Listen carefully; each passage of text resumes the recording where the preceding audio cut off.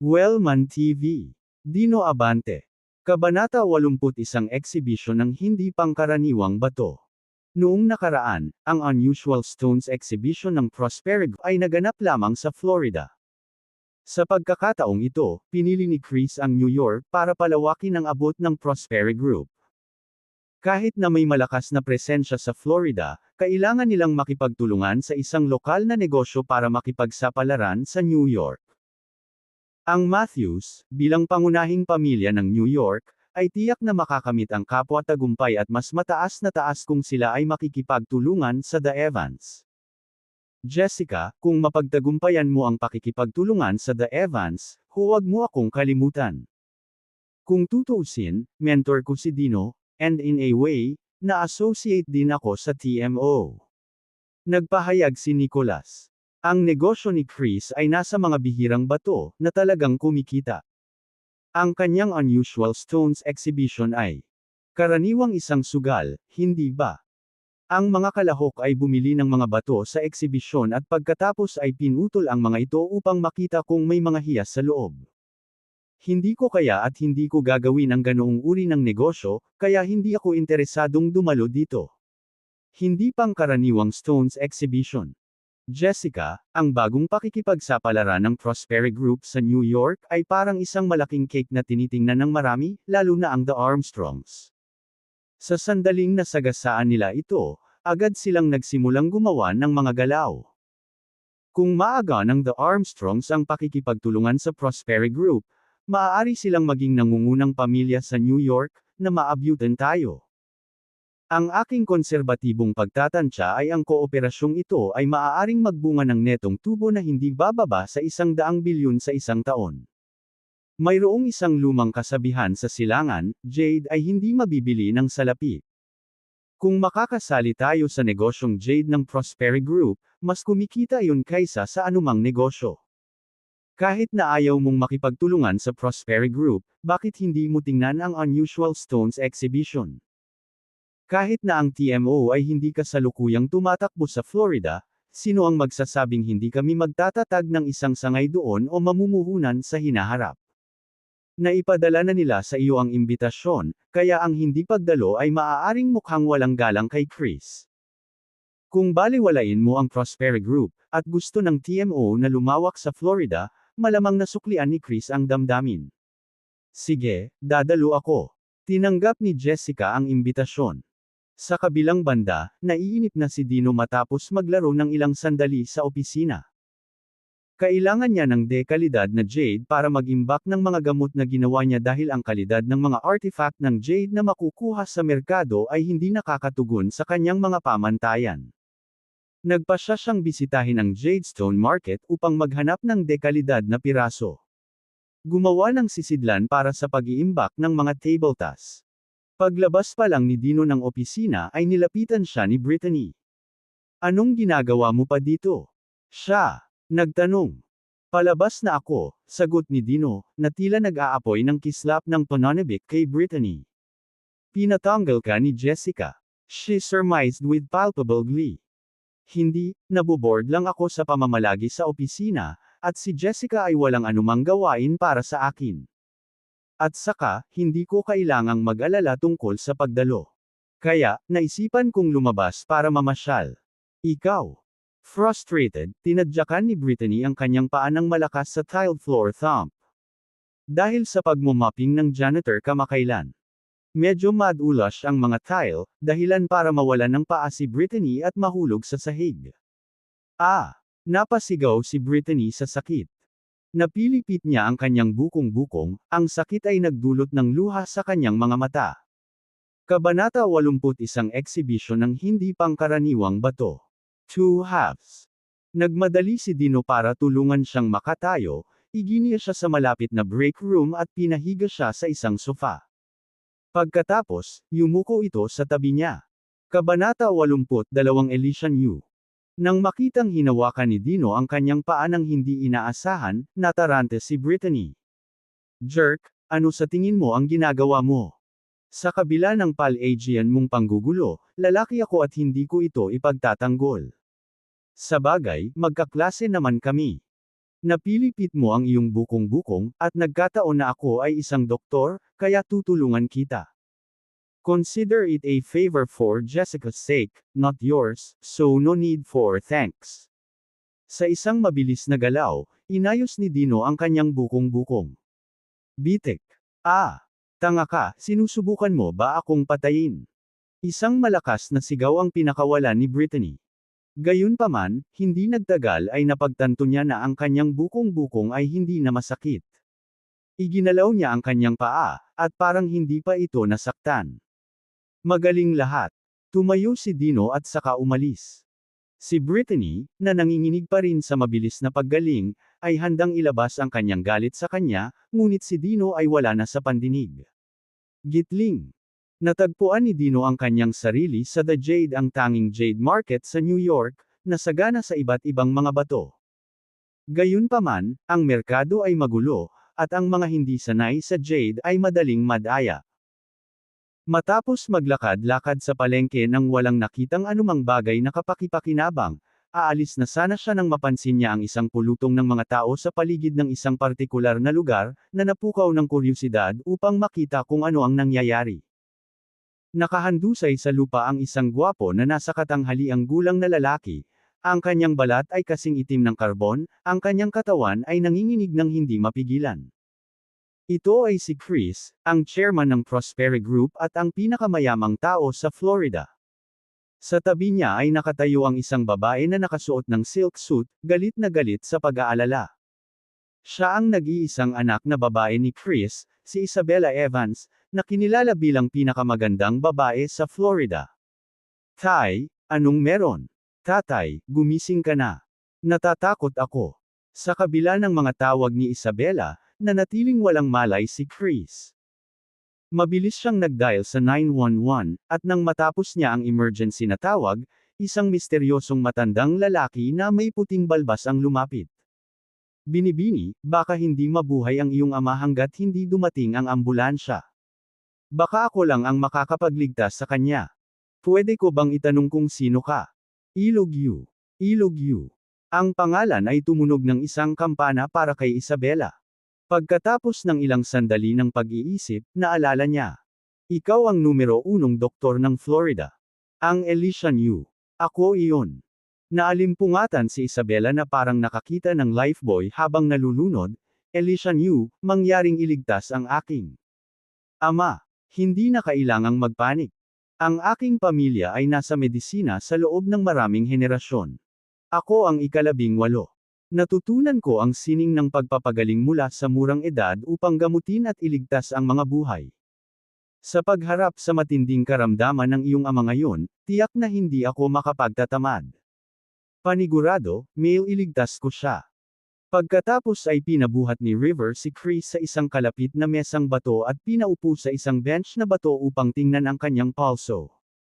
Agad na napagtanto ni Dino sa unang tingin ni Chris na siya ay moldita. Habang sinusuri ni River ang pulso ng lalaki, bahagyang nag-vibrate ang kanyang hintuturo, tinapik ang pulso ni Chris. Ito ay isang pamamaraan upang paginhawahin ang sumpa. Sa loob niya. Kabanata 83 Tame Head muli. Mabilis na napagtanto ni Dino na ang paghihirap ni Chris ay nakatali sa River Yu. Ang ilog na ito ay hindi doktor kundi isang practitioner ng Tame Head Curses, malamang na isinumpa si Chris bago pumasok bilang kanyang tagapagligtas. Hindi tiyak ang layunin ni Dino, at pinili niyang panoorin ang sitwasyon. Gitling. Habang nanonood siya, nakita ni Dino ang isang pamilyar na figure na papalapit na isang napakagandang babae na nakasuot ng damit na nakayakap sa katawan at nakataas na takong. Jennifer. Ang kanyang kapalaran ay dapat na Kaila Hilakbot. Paano niya nasagasaan si Jennifer dito? Masyadong. Umiwas ng tingin si Dino sa pag-asang hindi siya mapapansin. Gayunpaman, dumiretso sa kanya si Jennifer. Jerk, anong ginagawa mo dito? Wala kang kinalaman iyan. Sinusundan mo ba ako? Sinusubukan mong magmakaawa sa akin na pakasalan kita. Sasabihin ko sa iyo ngayon, wala nang namamagitan sa atin, kaya lumayo ka at itigil mo na ang pagsunod sa akin, banta ni Jennifer na mahigpit na kumuyam ang mga kamao. If you dare keep this up, mag-ingat ka, hindi ako magiging malumanay. Una, hindi ako interesadong sundan ka, at tiyak na hindi ako interesadong makipagkasundo sa iyo, asong babae. Pangalawa, ano sa tingin mo ang magagawa mo sa akin?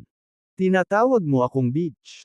Mabuti pang mawala ka sa paningin ko, o dudurog ko ang ulo mo gamit ang ulo ko. Takong. Kung hindi dahil kay Dino, maaaring nakakuha ng pakikipagtulungan ang Zenbyte sa TMO. Isang partnership lang ang maaaring tumalikod sa kalagayan ni Zenbyte. Bagamat nagsara ang isang pinto, bumukas ang isang window ng pagkakataon kasama ang Prosperi Group mula sa Florida na darating para mamuhunan sa New York, isang pagkakataong hindi niya palalampasan. Kung makakapag-sign siya ng deal sa Prosperi Group, maaaring umakyat ang Zenbyte kahit ano paman. Gayunpaman, ang Prosperi Group ay nasa negosyo ng Jade, at hindi ito naiintindihan ni Jennifer.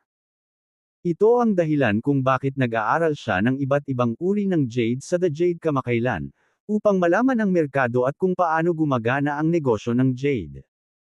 Nadala siya ng kuryusidad sa mga nagkukumpulang tao, na naghahangad na tuklasin kung ano ang nangyayari, para lamang makita si Dino ang bansang bumpkin asshole sa unang tingin.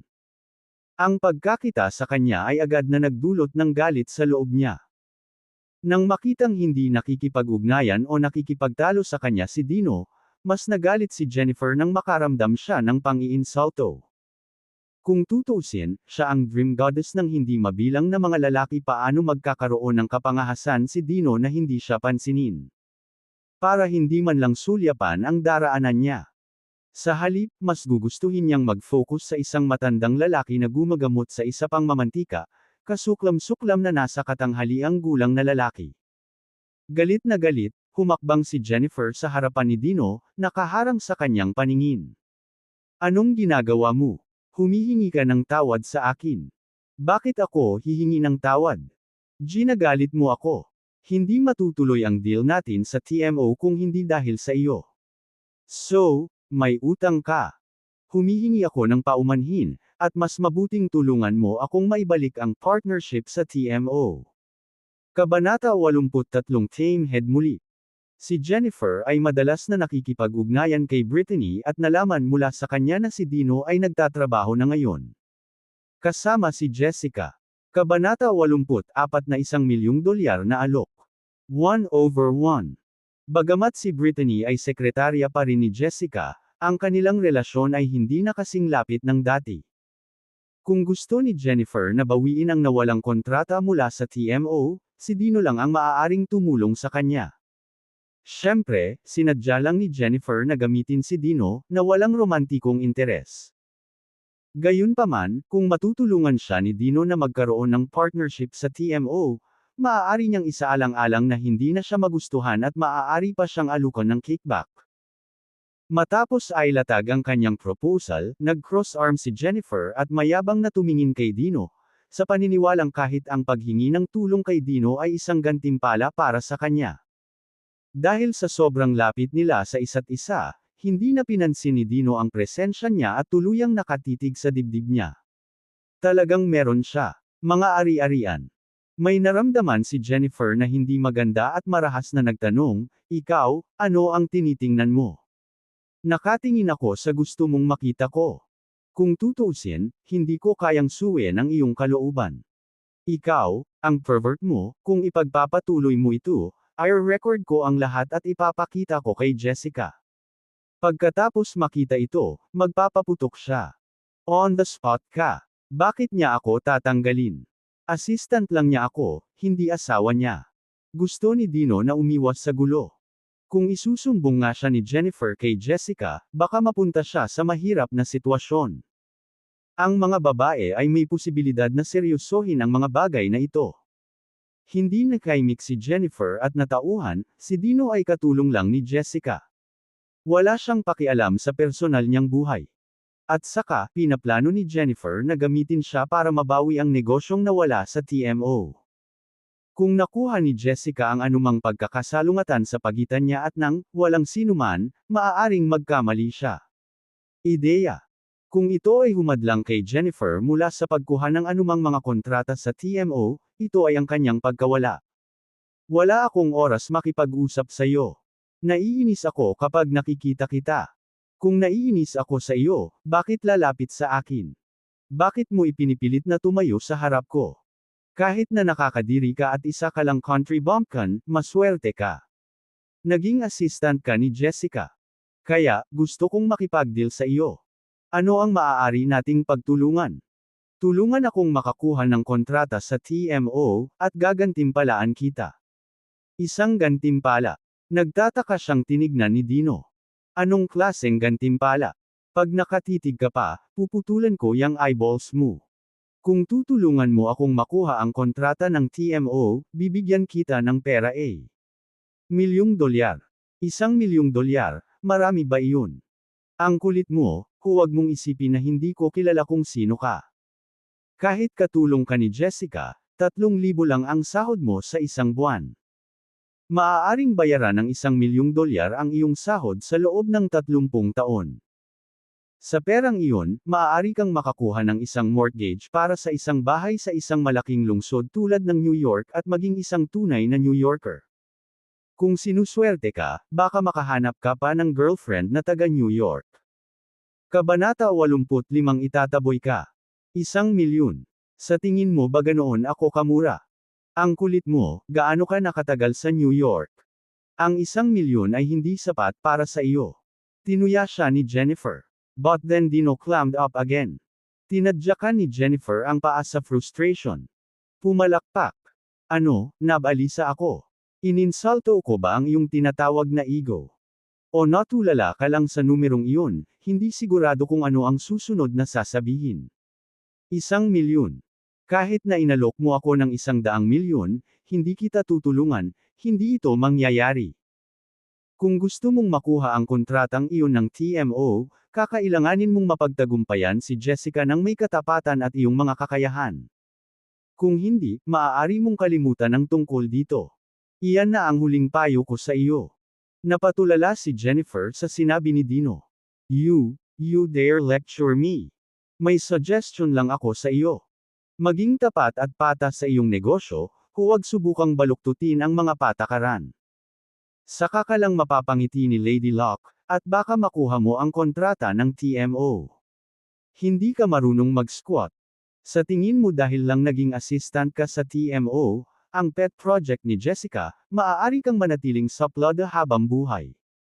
Well, let me tell you, with your ideas and your bulok attitude, hindi ka tatagal ng 1 buwan bago ka ma-kick out. Ginagamit ka lang ni Jessica dahil sinuwerte ka sa pakikipagtulungan ng Healthy Land. Kapag nagsimula na ang pakikipagtulungan sa Healthy Land at maayos na ang lahat, magiging disposable ka na. Tapos ano? Sa tingin mo ba ay magkakaroon ka pa rin ng favor ni Jessica? Once she starts to distance herself, brace yourself to be fried by TMO. Ikaw, kung mawalan ka ng trabaho sa TMO, hulaan mo kung aling kumpanya ang gustong kumuha sa iyo. Ang iyong pinakamahusay na mapagpipilian ngayon ay upang mahanap ang iyong sarili ng isang safety net, at iyon ay nakakakuha sa akin ng kontrata ng TMO. Sa ganoong paraan, kahit napayagan ka ng TMO isang araw, maaari kong isaalang-alang na bigyan ka ng trabaho. Maaaring wala kang edukasyon o kakayahan, ngunit hey, baka hayaan kitang bantayan ang bodega o kung ano paman. I could pay you $4,000 a month, na kung hindi ako nagkakamali, ay higit pa sa ginagawa mo bilang katulong sa TMO, di ba?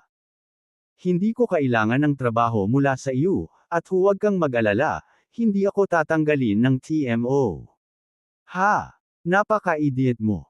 Wala kang clue na tinawid mo na ang isang taong hindi dapat, iniligtas mo lang dahil abala sila sa ngayon. Ngunit sa araw na huminto si Jessica sa pagpapahalaga sa iyo, iyon ang araw na makuha mo ang boot mula sa TMO. Yung taong tinutukoy mo, si Brittany ba? Suriin mo yang malaking utak. Mukhang hindi ka ganap na clueless. Alam mo talagang nasaktan mo si Brittany. So, alam mo ba ang status ni Brittany sa TMO? Wala akong ideya. Umiling si Dino, ngumisi. Di ba secretary lang siya? Kabanata 86 ang pusta ni Jennifer. Kabanata 86 ang pusta ni Jennifer. With a cold chuckle, Jennifer scoffed, sekretarya. Si Brittany ay hindi ordinaryong sekretarya. Siya ay kay Jessica. Personal assistant, ang kanyang pinakapinagkakatiwalaang confidante. Sa TMO, pangalawa lang siya kay Jessica, karapatan niya. Kamay na babae. Nasa ilalim ka ng balat niya, at hindi mo alam kung gaano siya kasuklam sa iyo. Gagamitin niya ang bawat trick sa aklat para makita kang natanggal. Ano ka pa rin? Isang walang alam na bumpkin ng bansa. Kapag lumipas na ang yugtong ito, kailangan lang ni Brittany ng isang pitik ng kanyang pulso para maalis sa TMO ang isang walang katulad mo. At paano kung hindi ako matanggal sa trabaho? Isang buwan, tops, at wala ka na. At kung hindi ako, ano? Ano ang kinukuha mo?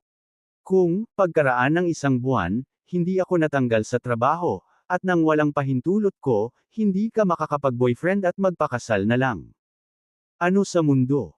Ikaw, freak, nahuhumaling ka pa rin sa akin. Nagkakamali ka. Wala akong balak pakasalan ka. Ang kondisyong ito ay sinadya lamang para magmuni-muni ka. Kung hindi mo maamin ang mga pagkakamali mo, baka mauwi ka sa kalungkutan, mag-isa. Pakiusap, sa isang snap ng aking mga daliri, maaari akong magkaroon ng isang linya ng mga lalaki na gustong ilabas ako na mag-uunat hanggang sa Statue of Liberty. Kung may haantong mag-isa, ikaw iyon, hindi ako. Single ako ngayon dahil wala sa mga lalaking ito ang karapat-dapat sa akin. So, natatakot kang tumaya.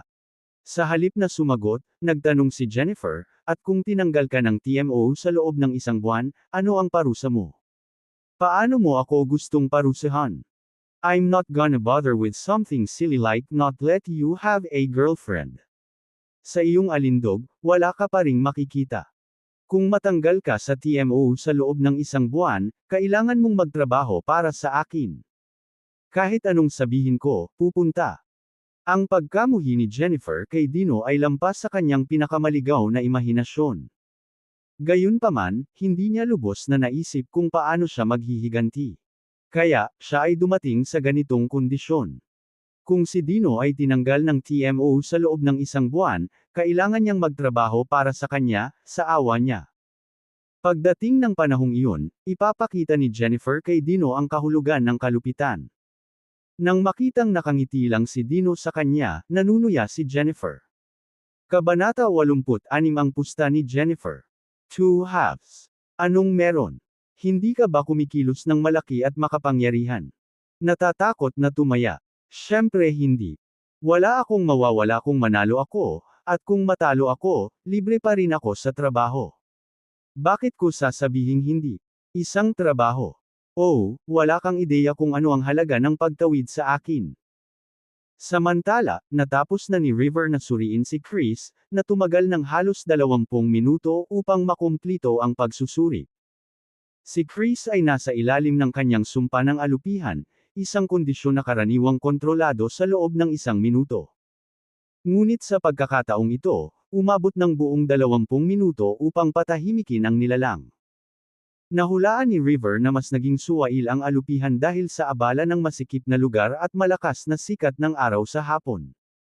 Gayunpaman, sa huli, nakontrol niya ito.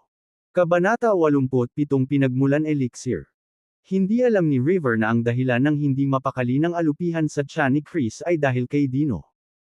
Sa loob ng katawan ni Dino ay may 7 tatak ng dragon, ang nakatataas sa lahat ng hayop. Naramdaman ng alupihan ang aura ng dragon, kaya ang takot at pagkawalan ng kontrol nito. Nang makitang huminto si River, nagtanong ang isang balisang Isabela, Doktor.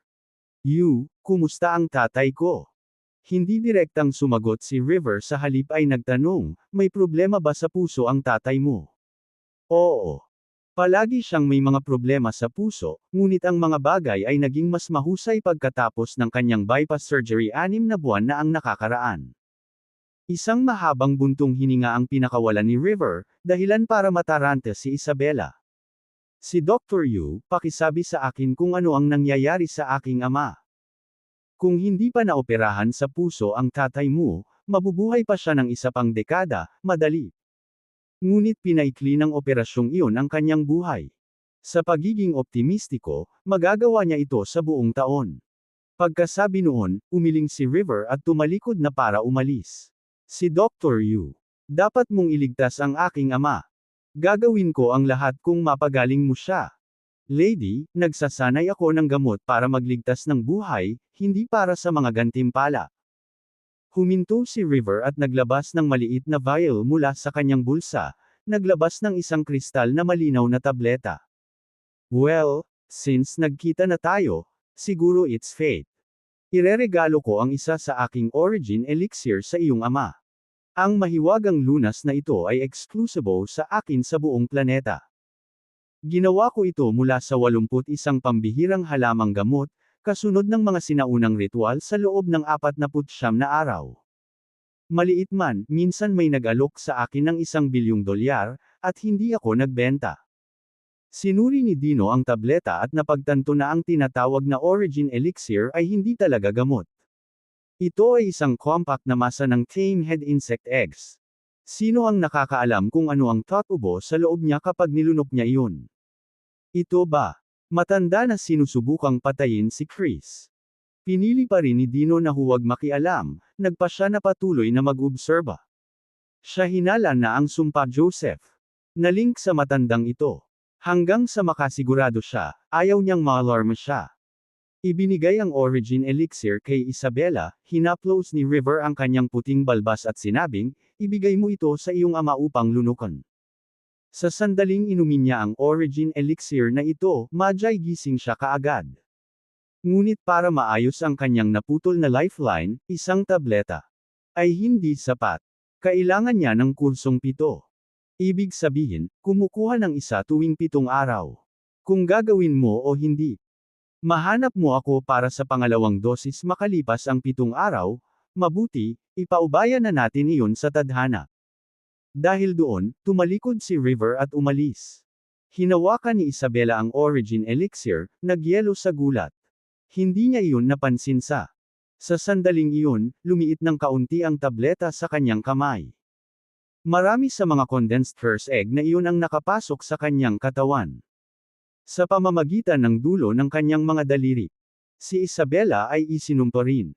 Kabanata 88 Sinisiraan mo si Dr. Yu. Hindi nagduda si Isabela sa mga sinabi ni River kahit isang segundo. Mabilis niyang ipinakain kay Chris ang origin elixir, at nabuhay ito. Kaagad pagkatapos itong lunukan. Tuwang-tuwa si Isabela, na may pananabik na nagtanong, Tay, okay ka na ba ngayon? Ayos lang ako, ayos lang. Masarap ang pakiramdam ko. Ano ang binigay mo sa akin? Para akong na-reborn.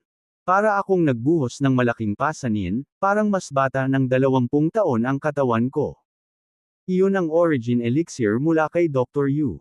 Si Dr. Yu. Sinong Dr. Yu? Ang numero 1 doktor ng Florida, River Yu. Nasaan si Dr. Yu? Kailangan kong magpasalamat sa kanya ng maayos. Umalis na siya. Maswerte tayo na nakilala natin ang isang tulad niya. Hindi sinabi ni Isabela kay Chris na kakailanganin niya ng isa pang origin elixir sa loob ng 7 araw.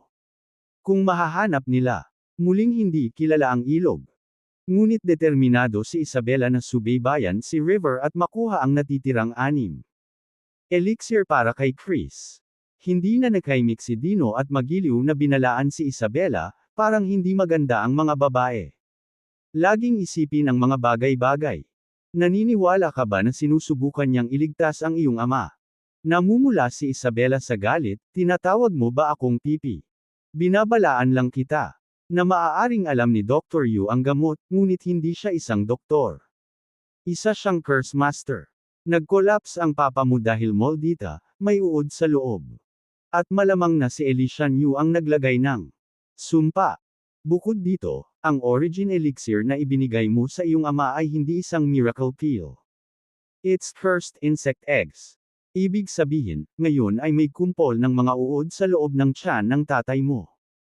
At simula nang hinawakan mo ang elixir, isinumpa ka na rin. At sino ka lang?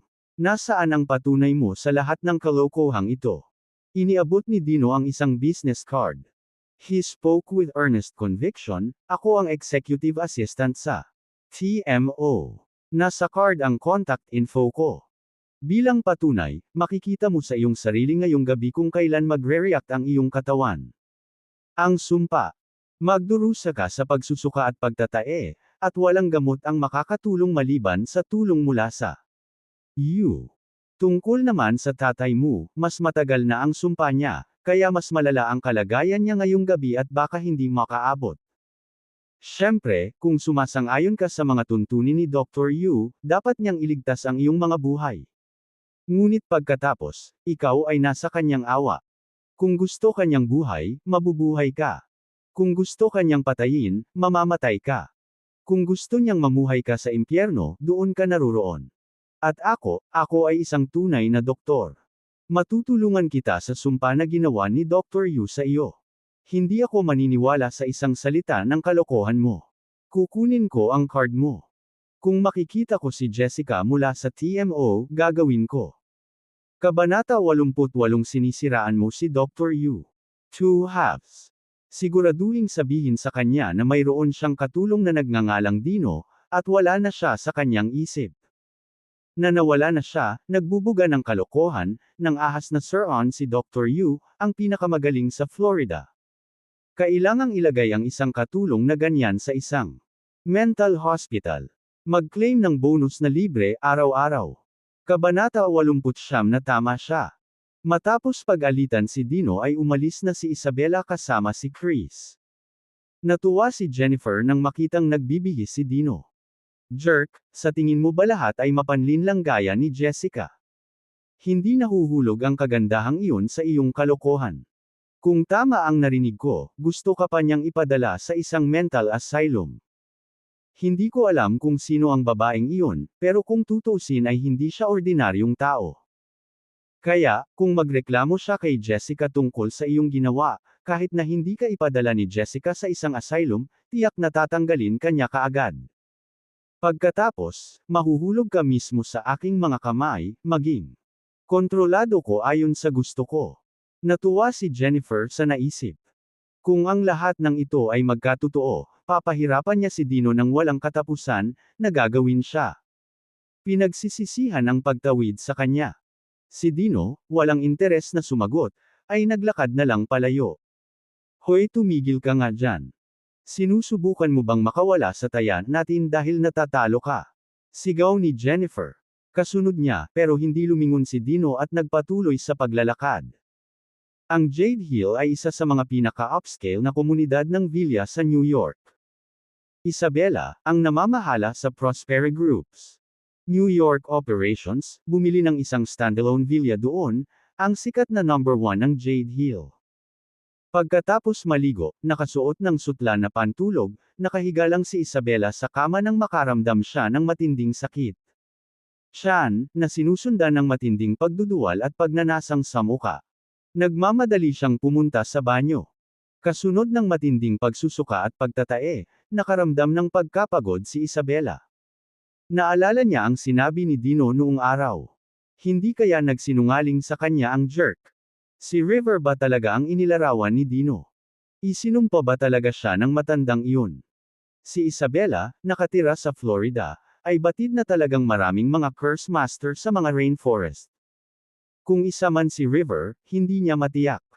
Gayunpaman, kinuha niya ang business card at tinawagan si Dino. Si Dino, bagong labas ng shower, ay nagbabrowse ng TikTok, na naaaliw sa magagandang babaeng sumasayaw. Bahagya lamang silang mas mahusay kaysa karaniwan, ngunit ang kanilang mga galaw sa sayaw ay nakakabighani. Kahit na si Jessica ay napakaganda at kurbatang, hindi niya ito sasayaw para sa kanya sa isang sexy na maliit na palda. Biglang nagring ang phone niya, nag-flash ng unknown number. Curious, sinagot ito ni Dino. Sino ito? Ako po, ang mahinang boses ng babae. Sino ka? Isabela. Isabela. WHO. Hindi kita kilala. Binaba ni Dino ang tawag, inakala niyang isang babae ang nag-dial ng maling numero. Pero pagkasabi niya nun ay tumawag siya. Muli. Hindi ka ba peste? Gabi na, hindi ka ba matutulog? Kabanata 89 na tama siya. Ako yung taga The Jade kanina. Sabi mo sinumpa ako ni River at ang tatay ko. Ah, ikaw pala. Di ba sabi mo baliw ako? Hindi mo ba ako ipapakomment? May pag-aalinlangan ang tono ni Dino, ngunit ito ang pambungad na kinailangan ni Isabela para harapin ang posibilidad na si Dino ay nagsasabi ng totoo noon pa man. Kabanata 71 pang Flancy.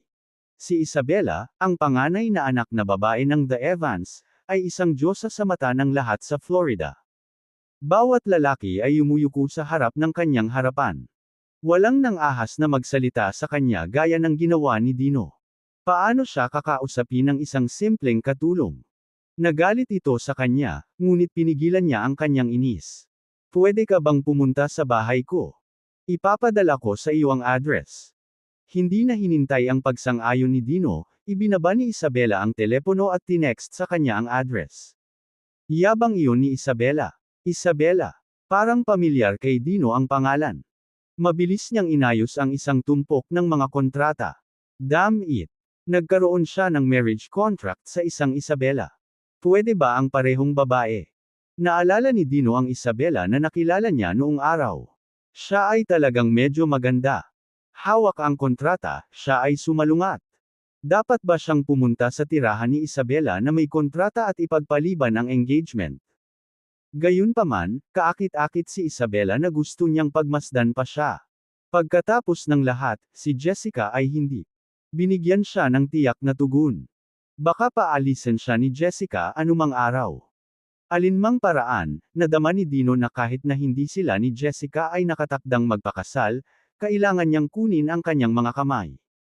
Ang damo ng Sealed Dragon. Upang maging ligtas, napagpasyahan niyang itago ang kontrata nila ni Isabela sa ngayon. Ayaw niya. Isabela para malaman ang tungkol sa kanilang engagement agreement.